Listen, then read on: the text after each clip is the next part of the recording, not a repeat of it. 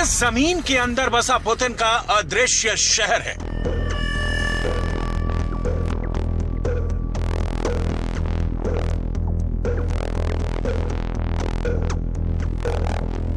पाताल में बसा एक ऐसा नगर जहां घुप अंधेरा पसरा है।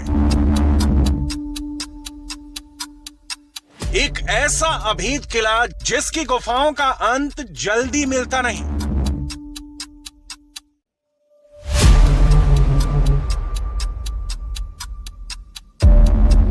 बंकरों की एक ऐसी भूल भुलैया जहां दुनिया के किसी भी देश के स्पेशल फोर्स भी चकमा खा जाए। ऊपर धरती पर अगर बड़ी से बड़ी मिसाइलें भी फट जाएं, तो इसके सन्नाटों में आकर मिसाइलों का शोर भी शून्य हो जाता है।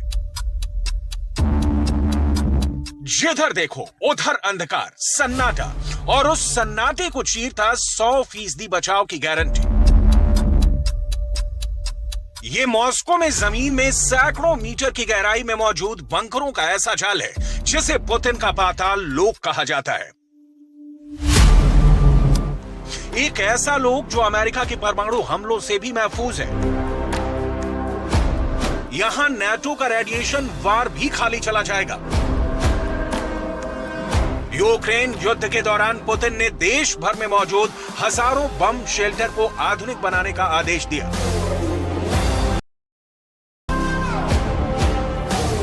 पुतिन के आदेश के बाद सोवियत दौर के बंकरों की मरम्मत का काम शुरू हो गया है। रूस के हजारों बंकरों में से कई बंकर बरसों से बंद पड़े हैं। रूस के तहखानों पर ताला चढ़ा था, लेकिन अब सभी बंकरों में फुल, यहां तक कि 3 दशकों से अधिक वक्त से बंद सुरंगें खुल गई हैं। निरीक्षण और मरम्मत का काम फुल स्पीड से चल रहा है। रिपोर्ट में दावा किया गया है कि सिर्फ मॉस्को में ही कम से कम 60 बम शेल्टरों को इस्तेमाल के लिए तैयार कर दिया गया है। क्या मॉस्को परमाणु हमले के डर से डरा हुआ है? क्या क्रेमलिन की दीवारों में हमले का खौफ समा गया है? क्या सुरंगों और बंकरों की मरम्मत का आदेश पुतिन की बेचैनी की तरफ इशारा कर रहा है? पुतिन के इस आदेश से कई सवाल खड़े हो गए हैं।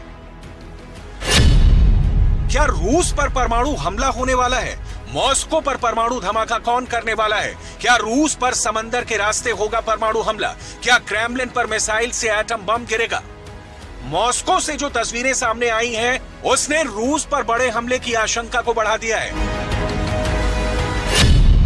पेंटागन के खुफिया रिपोर्ट में दावा किया गया है कि मॉस्को में धरती के नीचे करीब 19 किलोमीटर लंबी भूमिगत सुरंगों का जाल है। 17 किलोमीटर लंबी एक खास सुरंग क्रेमलिन से जुड़ी है। धरती के नीचे अगर बम शेल्टरों और परमाणु बंकरों की साफ सफाई और मरम्मत का काम चल रहा है, तो पुतिन के दफ्तर के पास पांचसीर S-1 एयर डिफेंस सिस्टम तैनात किए गए हैं। पुतिन के सरकारी आवास को एयर डिफेंस सिस्टम के सुरक्षा कवच से लैस किया गया है। मॉस्को को बड़े हमले से बचाने के लिए पांचसीर S-1 के साथ ही S-400 एयर डिफेंस सिस्टम को भी मॉस्को के आसपास तैनात किया गया है।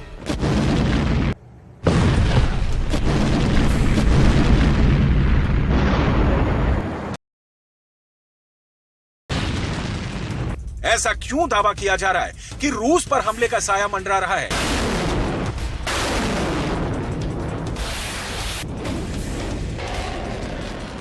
इसे लेकर 4 ठोस वजह पेश की गई हैं। वजह नंबर 1, यूक्रेन की राजधानी कीव से 800 किलोमीटर दूर रूस का रयाजान मिलिट्री बेस पर हमला हो चुका है। वजह नंबर 2, कीव से 800 किलोमीटर दूर रूस के कुर्स्क एयरफील्ड पर ड्रोन अटैक हो चुका है। वजह नंबर 3, यूक्रेन की राजधानी कीव से 1090 किलोमीटर दूर रूस का सारातोव मिलिट्री बेस पर हमला हुआ है, जहां रूस के परमाणु बम होने का दावा किया जाता है, क्योंकि सारातोव में ही रूस का एंगल्स एयर बेस है। एंगल्स एयर बेस पर हमला कर यूक्रेन रूस के 2 न्यूक्लियर बॉम्बर को नुकसान पहुंचा चुका है। वजह नंबर 4, दावा किया जा रहा है कि रूस के अंदर यूक्रेन की स्पेशल फोर्स पहुंच गई है। अगर ये दावा सच साबित हुआ तो रूस पर बहुत बड़ा खतरा मंडरा रहा है। रूस पे आत्मघाती हमलों की आशंका बढ़ गई है, क्योंकि यूक्रेन के स्पेशल फोर्स को अमेरिका की सील और ब्रिटेन के SAS कमांडो ट्रेंड कर चुके हैं। ज़ेलेंस्की के कमांडो ब्रिटेन में रहकर स्पेशल ट्रिल ले चुके हैं। यही वजह है कि पुतिन की टेंशन बढ़ गई है। रूस की स्पेशल फोर्स स्पिटनाज़ अलर्ट पर है। साथ ही साथ रूस के न्यूक्लियर बॉम्बर खतरे में है।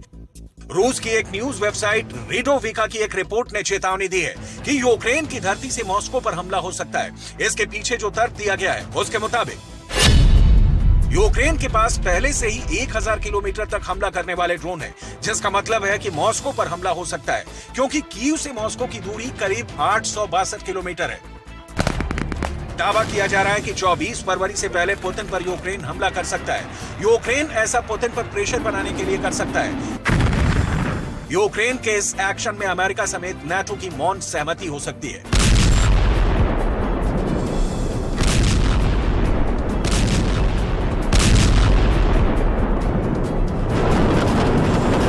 ऐसे में यूक्रेन का निशाना रूस के परमाणु ठिकाने बन सकते हैं, क्योंकि ऐसे दावे किए जाते हैं कि अमेरिका की खुफिया एजेंसियों को रूस के कुछ गुप्त परमाणु ठिकानों का पूरा पता मिल चुका है।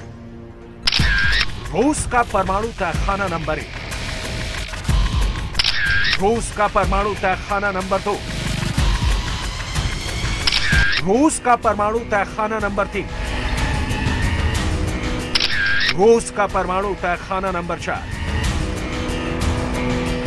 रूस का परमाणु तहखाना नंबर 5, रूस का परमाणु तहखाना नंबर 6, रूस का परमाणु तहखाना नंबर 7, रूस का परमाणु तहखाना नंबर 8, रूस का परमाणु तहखाना नंबर 9। ये ऐसे परमाणु गोदाम हैं जहां रूस ने अपने तमाम परमाणु बम छिपा रखे हैं।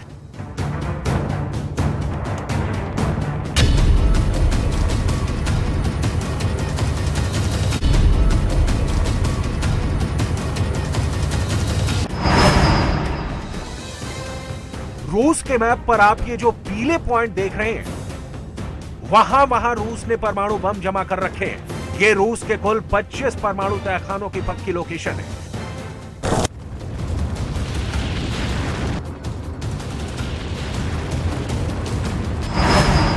रूस के मैप पर आप जो ये लाल रंग के पॉइंट देख रहे हैं, वहां रूस ने अपने टैक्टिकल परमाणु हथियार जमा कर रखे हैं। ये रूस के कुल 12 टैक्टिकल परमाणु हथियार के गोदाम की पक्की लोकेशन है।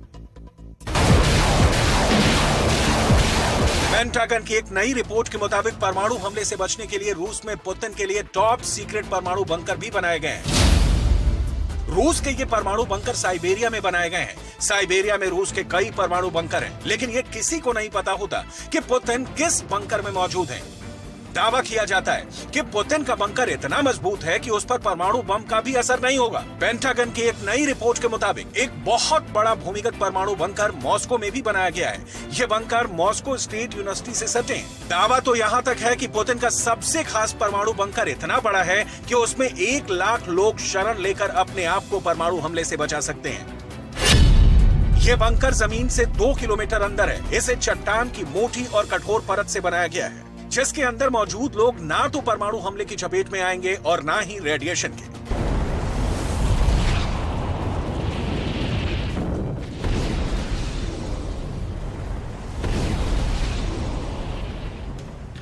न्यूक्लियर बम के चलते एक बड़ा धमाका होता है। धमाके के बाद सबसे अधिक खतरा रेडिएशन का होता है। रेडिएशन से बचने के लिए बंकर बनाए जाते हैं। मॉस्को पर परमाणु हमले के दौरान ये न्यूक्लियर बंकर कैसे काम करेगा, इसे भी जान लीजिए। ये जमीन के नीचे बने घर की तरह होते हैं। इनकी दीवारें मोटी कंक्रीट से बनी होती हैं ताकि रेडिएशन न पहुंचे। बंकरों में ऑक्सीजन और खाने पीने की व्यवस्था होती है, क्योंकि धमाके के कई दिनों बाद तक उसी में रहना होगा।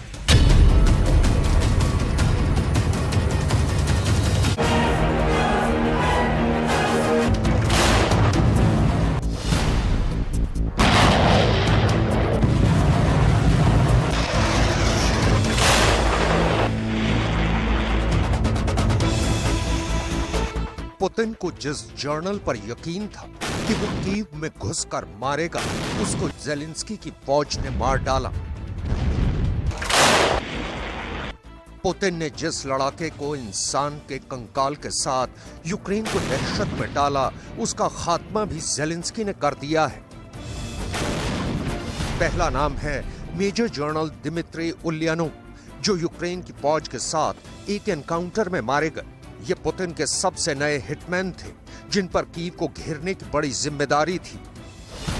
दूसरा नाम है इवोर मंगुशेव, 36 साल का इवोर तब सुर्खियों में आया था जब उसने मानव कंकाल दिखाकर कहा था कि यूक्रेन का ऐसा ही हाल करेगा, इसको एक हमले में सिर में गोली लगी। मंगुशेव ने बताया था कि जो नरकंकाल उसने लोगों को दिखाया वो मारियोपोल में मारे गए अज़ोव रेजिमेंट के एक लड़ाके का है। मारियोपोल में नरकंकाल का ऐसा डरावना प्रदर्शन करके मंगुशेव ने यूक्रेन की फौज को डराने की कोशिश की थी, लेकिन सच ये है कि अब उसके ही सर में किसी ने गोली मारी है।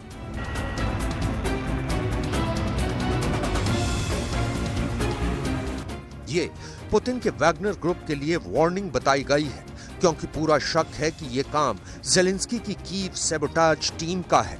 इस टीम के टारगेट पर रूस के बहुत से कमांडर रहे हैं। 44 साल के मेजर जनरल दिमित्री उल्यानोव तो एक पैरा कमांडो भी थे और रिटायरमेंट के बाद रूस के स्पेशल ऑपरेशन में शामिल हुए थे।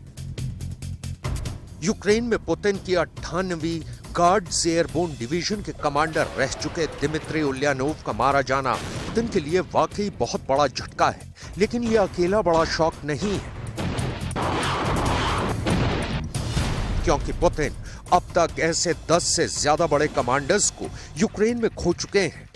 ऐसे और बड़े अफसरों की डिटेल भी हमारे पास है, पूरी डिटेल बताएंगे, लेकिन उससे पहले देखिए पुतिन को अचानक फरवरी में क्यों बड़े बड़े झटके लग रहे हैं। बाइडन अचानक एक्टिव होकर नए हथियार पहुंचा रहे हैं। नेटो ने टैंक की सप्लाई तेज कर दी है। काया कैलास जैसी लीडर साबित कर रही हैं कि एस्टोनिया जैसे छोटे देश भी पुतिन को बर्बाद करने का दम रखते हैं। इसलिए युद्ध के 1 साल पूरा होने से पहले क्या पुतिन को और शॉक लगेगा? रूस का और कितना खून बहेगा? और सबसे बड़ा सवाल है कि पुतिन की फौज कितनी लाश उठाएगी?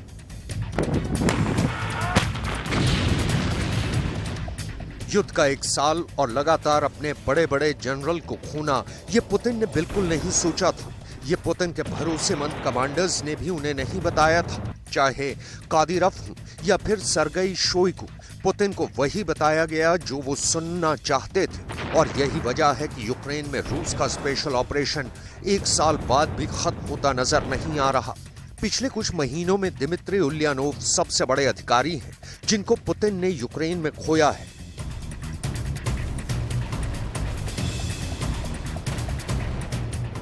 अब यूक्रेन का एक नया दावा देखिए। यूक्रेन के रक्षा मंत्रालय का कहना है कि पुतिन अब तक अपने 160 से ज्यादा बड़े अफसर खो चुके हैं। इनमें 10 से ज्यादा जनरल हैं, जबकि 150 से ऊपर कर्नल और लेफ्टिनेंट कर्नल रैंक के अधिकारी हैं। एक युद्ध में इतने अफसरों का मारा जाना, पुतिन को इस खबर पर यकीन बिल्कुल नहीं होता, लेकिन उनकी तरफ से कोई सफाई भी नहीं आती। यूक्रेन का दावा है कि इस युद्ध में अब तक रूस के करीब 2000 छोटे बड़े अफसर मारे गए हैं। इनमें 200 से ज्यादा मेजर, करीब 300 कैप्टन, 500 से ज्यादा सीनियर लेफ्टिनेंट और करीब 300 लेफ्टिनेंट रैंक के अधिकारी थे। यूक्रेन का दावा है कि अब रूस की फौज का मौत वाला आंकड़ा फरवरी खत्म होते होते 1.5 लाख को क्रॉस कर जाएगा। अगर ये सच है तो रूस जैसी फौज के लिए ये वाकई बहुत दिल दहला देने वाले आंकड़े हैं। पुतिन इन आंकड़ों को लेकर बहुत परेशान है। ऐसी खबरें यूरोप की मीडिया में लगातार मिलती रही हैं।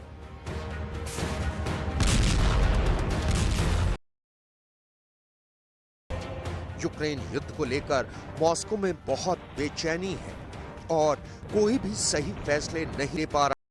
ऐसी रिपोर्ट भी आती रहती है, लेकिन क्या इसमें वाकई सच्चाई है?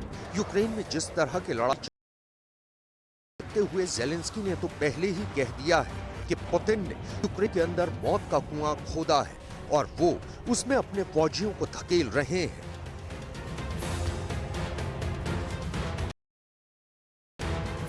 यूरोप की मीडिया ने भी दावा किया है कि पुतिन के कुएं में मौत है, जिन्हें पुतिन जबरदस्ती भर्ती कर रहे हैं। उनके लिए ना सही हथियार है, ना ही युद्ध में इलाज के लिए उनके लिए मेडिकल किट है। सर्द मौसम के लिए नए सैनिकों की खातिर सही कपड़े तक नहीं है। ज़ेलेंस्की पहले ही इस युद्ध को पुतिन का अपने लोगों से सबसे बड़ा धोखा बता चुके हैं।